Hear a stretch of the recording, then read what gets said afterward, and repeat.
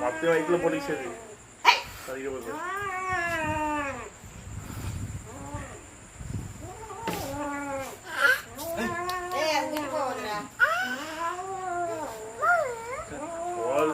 எவ்வளோ நம்ம சாப்பிடுங்கிறது தெரியல கோழி வந்து கொஞ்சம் கச்சி கச்சா சாப்பிடுங்க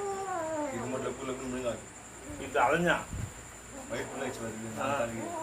அவ்வளோதான் பகிட்டு போமா